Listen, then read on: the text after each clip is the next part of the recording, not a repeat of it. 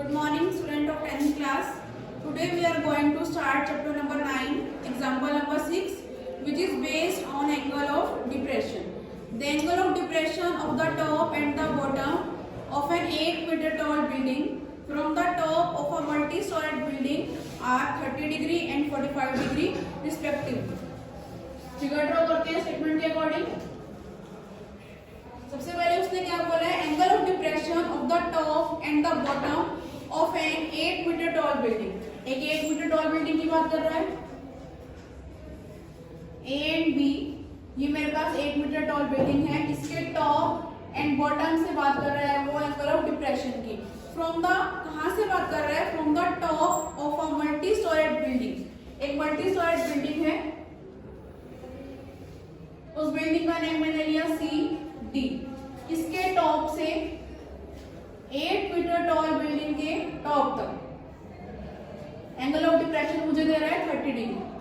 Horizontal line draw करनी पड़ेगी. Multi storied building के टॉप से 8-मीटर टॉल बिल्डिंग के टॉप तक एंगल ऑफ डिप्रेशन 30 डिग्री. यहां भी एक हॉरिजॉन्टल लाइन लेनी पड़ेगी. नेक्स्ट उसने बोला है 8-मीटर टॉल बिल्डिंग के बॉटम से, but from the top of multi storied building, यहां से मुझे दे रहा है एंगल ऑफ डिप्रेशन 45 डिग्री. इतना एंगल मुझे दिया हुआ है, कंप्लीट एंगल 45 डिग्री. अब फिगर में ध्यान दीजिए, जो मेरे पास लाइन मैंने मान ली पी डी, ये जो हॉरिजॉन्टल लाइन पी डी और यहाँ लाइन मैंने इसको नेम दिया ए ई. ये दोनों lines P D and A E, दोनों lines parallel.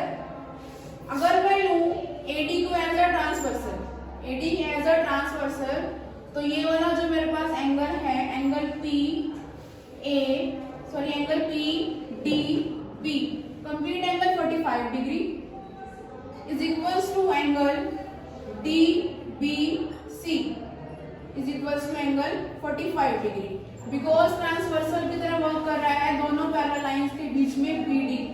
BD as a transversal, तो अल्टरनेट एंगल्स इक्वल. 45 डिग्री ये angle is equals to 45 degree.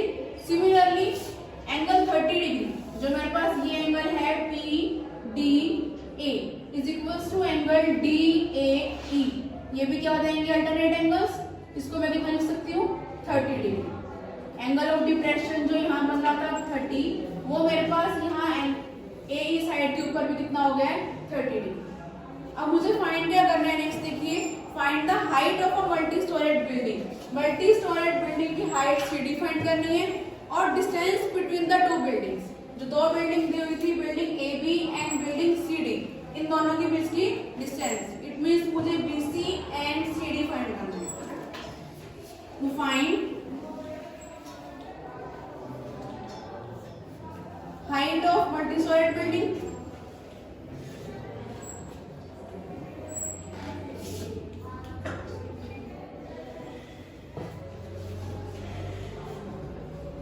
कितनी है इसकी हाइट, सी डी, मुझे ये फाइंड करना है.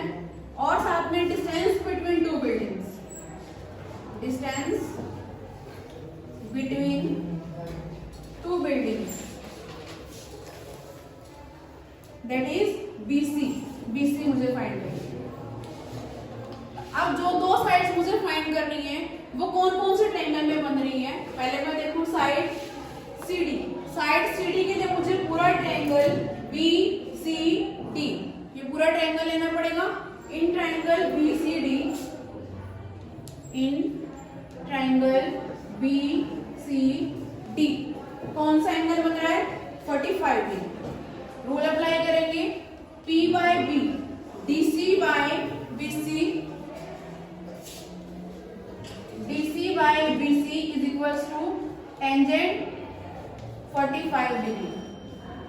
DC साइड को मैं क्या लिख सकती हूँ, जो मेरे पास DC साइड है, अगर AB 8 मीटर तो सिमिलरली EC भी कितनी हो जाएगी, 8 मीटर. तो इसको DE प्लस 8 ऐड कर सकते हैं. DC को DE plus 8, BC as it is. Tangent 45 की वैल्यू कितनी होती है, 1. यहाँ से मेरे पास क्या वैल्यू आ गई, BC is equals to DE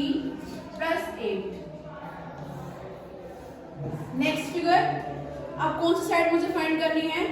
एक साइड मुझे फाइंड करनी है यहाँ से BC, दोनों ट्रायंगल्स के बीच की, सॉरी दोनों बिल्डिंग्स के बीच की डिस्टेंस। ये क्या है? BC। जितनी मेरी साइड BC होगी उतनी ही साइड AE होगी, बिकॉज दोनों साइड्स क्या है?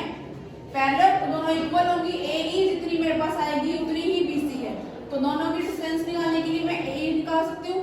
AE किस ट्रायंगल में है? In triangle AED। अगर मैं इस ट्रायंगल की बात करूँ, इन ट्रायंगल AED, इस ट्रायंगल में अब मैं रूल अप्लाई करूं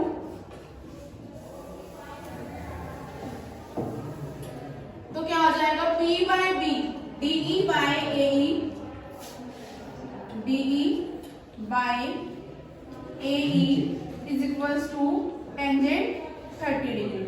tangent 30 की value 1/√3, DE as it is। क्या मैं इस AE साइड को BC साइड कर सकती हूँ? बिकॉज दोनों इक्वल। AE को मैं लिख देती हूँ BC is equals to 1/√3। यहाँ से मेरे पास BC की वैल्यू क्या आ गई है? DE multiply √3। ये मेरे पास वैल्यू आ गई BC की। अब अगर मैं कंपेयर करूं 1 and 2, दोनों से मुझे क्या मिला है? BC, BC। इन दोनों को अगर मैं कंपेयर करूं तो मेरे पास BC is equals to BC है, तो DE √3 is equal to DE plus 8। DE √3 is equals to DE plus 8। DE में एक साइड ले लेती हूँ, DE √3 minus DE is equals to 8। DE common, √3 minus 1 is equals to 8।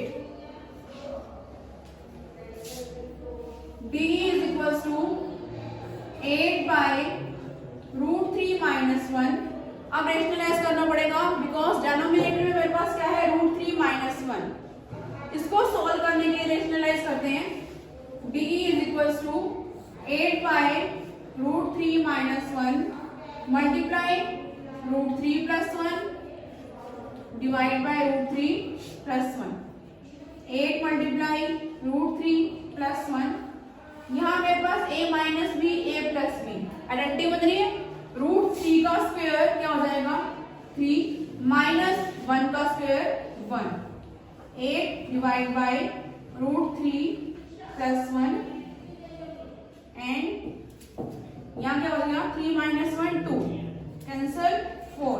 Answer is 4 √3 plus 1। ये मेरे पास किसकी वैल्यू आई है? DE। DE is equals to 4 √3 plus 1।